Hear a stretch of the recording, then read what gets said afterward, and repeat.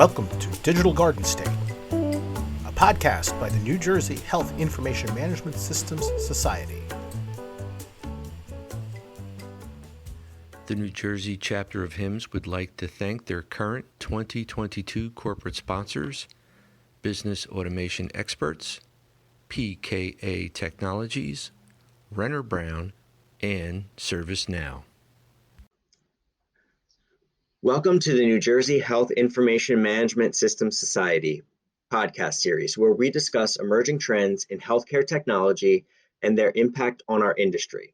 New Jersey HIMSS is a consortium of healthcare professionals, providers, and vendors who are committed to promoting constant improvement in the use of information technology within the healthcare industry. I am your host, Bryan Welsh, and I'm a board member and president-elect of the New Jersey HIMSS chapter, as well as the manager of clinical information systems at Hunterdon Healthcare. And today I'm joined by Monae Haskins, application system analyst at Atlantic Healthcare.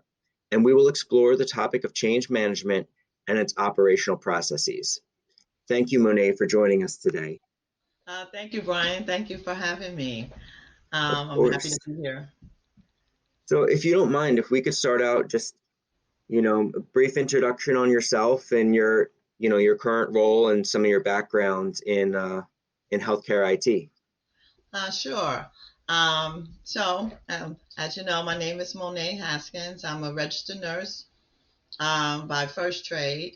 I also sit on the board of New Jersey HIMSS, and I serve on a couple of committees there, one being Informatics Committee. And also currently, I am an application systems analyst for Atlantic Healthcare. I've served in different roles from project management, business analyst, and such. So today's topic will be very interesting for me to talk about. Great. Yes, we're very excited, and we know you have a wealth of experience. So the first question I've been asking all of my guests is, what does change management mean to you? We know that, change management, depending on what industry you're in or what level of the organization you're at, may have a different meaning. So in your experience, what does the term change management mean to you? Well, thank you. That's a great question, Bryan. For me, change management in the healthcare space, right? Because as you mentioned, change management is a tool that's used across different industries. But for the healthcare space, what it means to me is a standardized process of implementing internal and external changes that may affect your healthcare organization. Can be system changes, communication changes, telecommunication, end user changes, revenue cycle, all the different facets of an organizational level experiences change management. And so that's what that means to me. Great. And I think that's a great definition there, because you're correct. I mean, change management is not just focused on one area. It really encompasses the entire organization. So with that, if you could go into, I know in conversations that you and I have had, you've had some experience in, setting up a change management process and being a part of that. So can you talk a little bit about your role with setting up a change management process and what that looked like and who were the key players and, just kind of that basic structure of a change management? Sure. Thank you for asking, Bryan. I have implemented change processes in different institutions. Most institutions that I've worked with have already had some type of change management process in place. But there was one specific hospital that didn't have a change management process at all. And so I was called in to help them kind of figure out their next steps, where they needed to go. And the first thing that I always implore in setting up change management is identifying the stakeholders. that's huge, because you're going to need all different facets and different levels of leadership to be involved in the entire process. And so that's where you get your initial buy-in from. The other thing that I like to do with organizations is have sort of a gap analysis, right? To determine what are their gaps in systems functionality. In some cases, organizations want to optimize their system for more efficiency, perhaps adherence to regulatory guidelines and such. So, we determine that.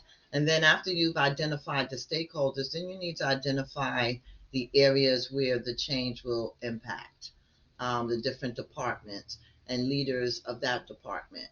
And a lot of times, one of the mistakes I've seen in some organizations as they're setting this up, they kind of leave out the builders, the analysts, and those folks are imperative to ensure a successful change in your organization. So all facets need to be involved. That's great. And you said a lot of things that I took some notes on. So I want to break that down a little bit. 3 things that I wrote down is, your stakeholders, your gap analysis, and the impact of the change overall. So I want to kind of touch on each one of those 3 areas, starting with stakeholders. So you mentioned that stakeholder analysis and having levels of leadership is important. Who do you think is the key player for really implementing and holding everyone accountable for a change management process? Where does that communication need to come from, that this is something that our organization is doing for process improvement? Do you find that to be the IT department, the C-suite executives, or somewhere in between? I think it's somewhere in between, because first the challenge is identifying what the goal and the needs or the mission of the organization is in relation to different type of changes. And once you've identified that, then you may find within your organization there are some subject matter experts that can lend additional resources to the conversation. And then after you've established that, then I would say project management, definitely. You would need a key person that understands those project management processes and understands how to organize tasks and hold folks accountable in that regard. And I've seen the project management implementation piece on different levels. I've seen it in IT, I've seen it in HR, I've seen it in C-suite. So it kind of all depends on the structure of the change, in my opinion. No, and I think that's great. Do you find that the stakeholders or the members involved in the process change depending on the departments involved? So as you just said, HR may have a process or may have some requirements. IT has some requirements. When you're looking at those types of changes, do the stakeholders change? Do the players change, or is there a solid kind of base of players, like a advisory board or a change board, and then additional people come in? Well, for most of the organizations that I've worked with, primarily most have set up some sort of governance board, right? That could be interchanged with a change control board or a change management committee and such.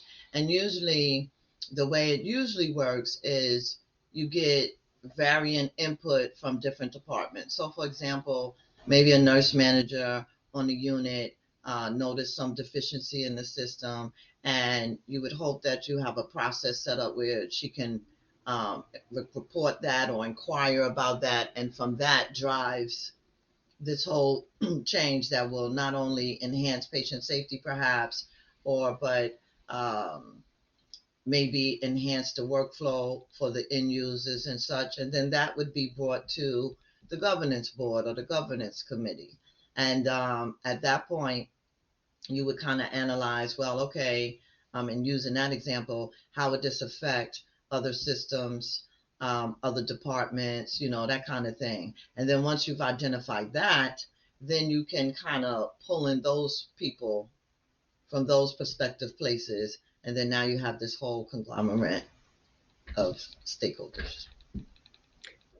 Great. So that intake process that you were mentioning, the nurse manager wanting to report something, what have you seen as been like best practice for, getting that on the list of potential projects, enhancements, whatever it may be? Well, in early years, I've seen some organizations that had somewhat of a chaotic process where any and everyone can request a change. And so I found that to be, very disjointed because they would have changes on the fly. There's no real standardization, there's no process. People get left out of the communication and training. So in recent times, and especially at Atlantic, our process is if you have a concern or you want to request an optimization or you want to request a change to the system functionality, that goes up into one person, usually your unit manager or leader. All those requests will filter through that person. So this way he or she will just have a bucket of these requests as opposed to them coming from all different directions and areas. And then once that is established, then that is brought to the governance committee to determine whether or not it's a change that actually can be done, right? Because you have to factor in the costs. Do you have enough FTEs, the budget for the potential change, that kind of thing. And I think a lot of organizations are in that first bucket. Changes come from, or change requests come from all over the organization. I know I've seen that in the organizations I've worked for and people that I've talked with as well. And I find that even with that process to dedicate a single individual as a resource, you still have some of those outliers that come through. And I think there's always going to be those exceptions, but I think that's what you said is a great point, that if you can have that single point of contact, you can kind of manage that intake process a little bit better. Right, I agree. And when you talk about, even with that, there's still some outliers where you're still getting certain requests. Case in point, if you have a immediate change, something that is high risk to patient safety and doesn't have the time, if you will, to go through all those processes that we've outlined earlier, right? You have an emergent change or you have an urgent change. So that's where some of those will fall out that. But if you have a process set up for those type of changes, you still would designate a person that you would go to for the urgent change. And for me, it's primarily so communication can be comprehensive across the board. So a lot of times we find that, okay, this has changed, but no one has alerted, the other downstream systems. And so now either something's broken on that level or they didn't even know that this was going to occur. Great. And communication is big. And the one thing that you mentioned, you talk about emergent changes versus, your regular changes. I haven't forgot about the gap analysis piece either. I still have that. We're going to go back to that. But, this is a great conversation, so I want to keep it going. Yes. So talk to me a little bit about what the difference is between, the normal change process versus an emergent change, and if there is a difference, what that looks like. And then I'll take it one step further. Is there a separate process for something that may be considered standard, something that is, happens on a regular basis? It's been tried, it's proven. Are there separate processes for those three types, or do you find that it's best to just keep it into a simple process? Well, thank you. That's a great question, Brian. I've seen it different in different places, but for Atlantic, they have different processes for different types of change. And so, what I mean by that, um, if you have what we consider a planned change, a normal change that has, low impact or no impact to other systems and such, then that process starts from about 15 days before you're actually going to move the change into production, and it follows a series of steps. We utilize the 7 R's model, who requested the change, who, why is it required, that kind of thing. So for emergent changes, you will have pretty much the same type of standardization, but it's expedited, of course, right? So let's just say you have something emergent that needs to happen right now. There's a there's a 2 hour processes that we have. So we have like this urgent committee, if you will, and that would go direct to them. The managers are all involved with that. Then everyone gets on board. It's like a all hands on deck type of huddle in order to advance the change from testing it, building it, and moving into prod within a short period of time. I hope that answers your question.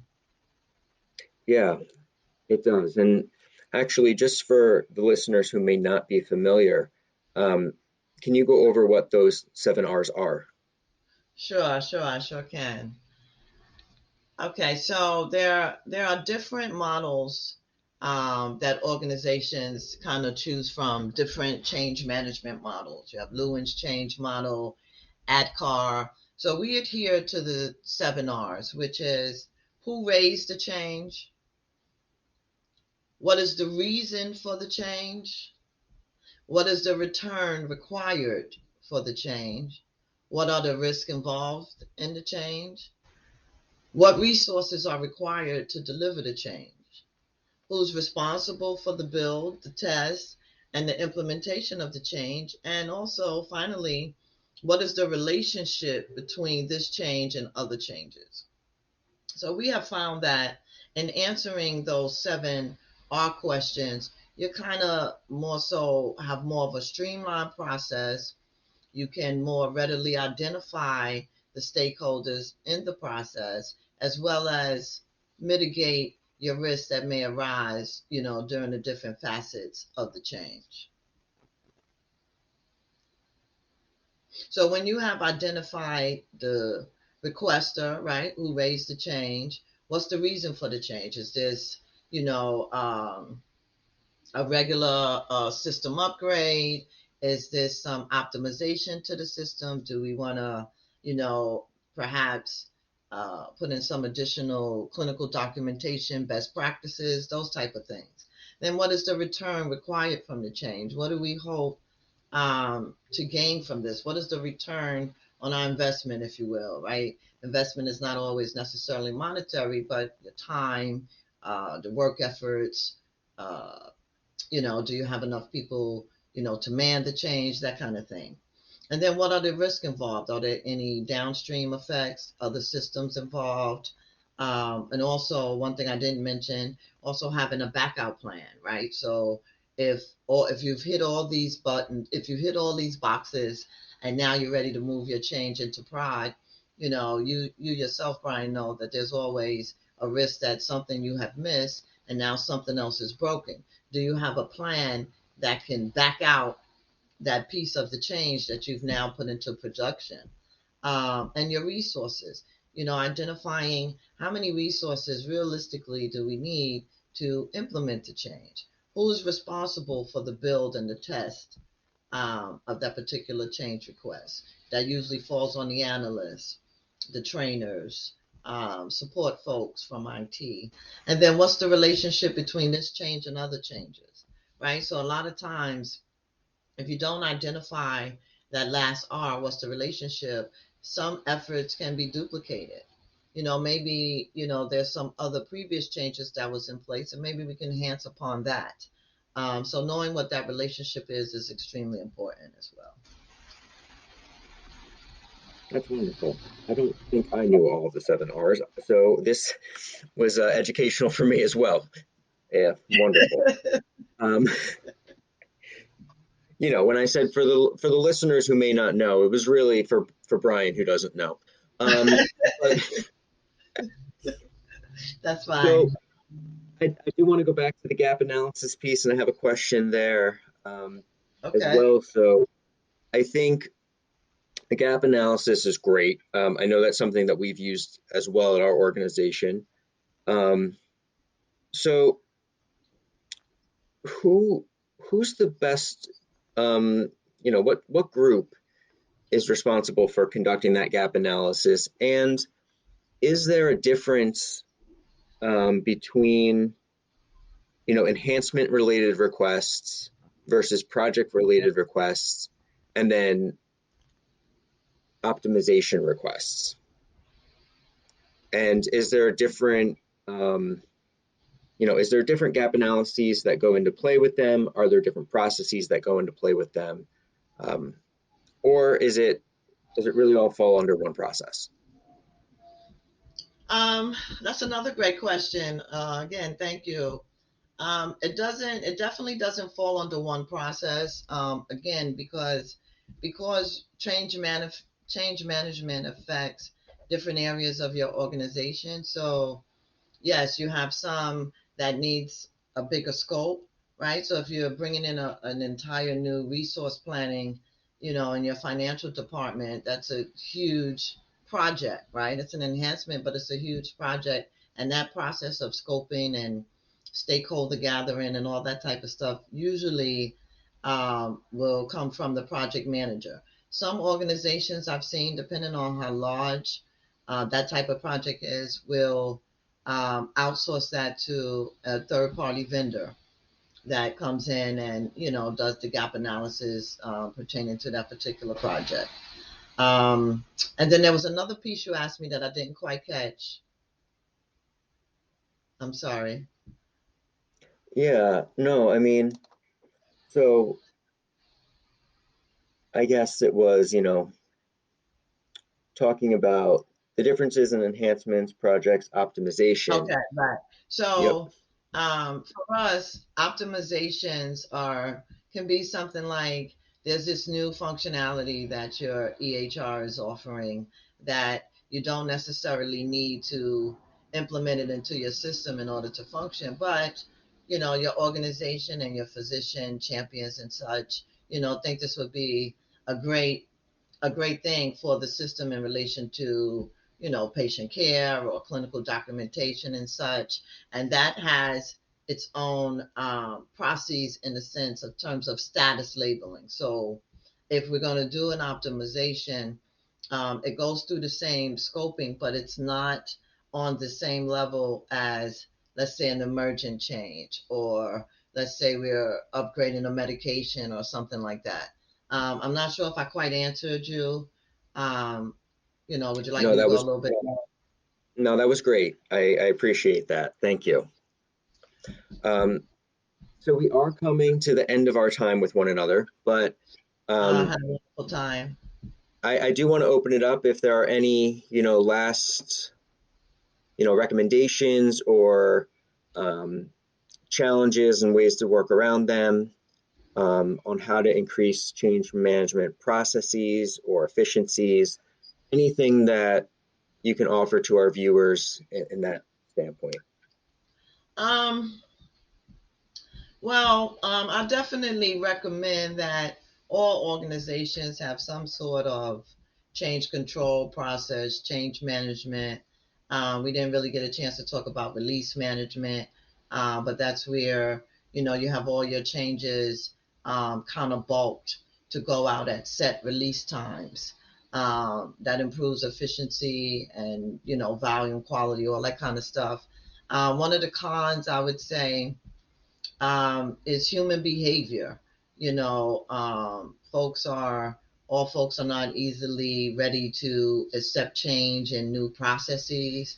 You would definitely want to capture your early adopters if you can. Effective communication. A lot of times, if you get your folks involved early on and get them excited about what's to come and communicate throughout the whole process, it gives your staff a sense of inclusivity, right? One of the other recommendations on a proactive side is the standardization. Research has shown that when your processes have more of a standardized effect, not only does your change become more efficient and you can better ensure a successful change, but also having a standardization process would allow you to catch some things that may have fallen through the cracks if you weren't standardized. It's also a change management control process is great in the reduction of system downtimes, especially if you utilize the release management functionality piece of that, because again, all those bundled changes is going into one rollout on a day that your organization has determined. And so it reduce, a variety of system downtimes. Great. Thank you so much. And you touched on a big point on organizational culture and change in that regard. And we are going to be talking about that. We do have an episode dedicated to that. So that'll be coming up for our listeners as well. Oh, that'll be great. I'll make sure to watch out for that so I can catch up on that.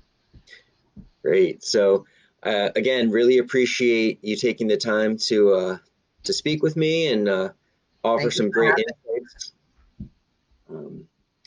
So that wraps up our discussion on change management and its operational process. And we hope you enjoyed it as much as we did. We look forward to our next podcast in this series on change management. Please check out all of our podcasts for interesting information technology topics on your favorite podcast platforms. On behalf of our guests and the New Jersey HIMSS chapter, thank you for listening.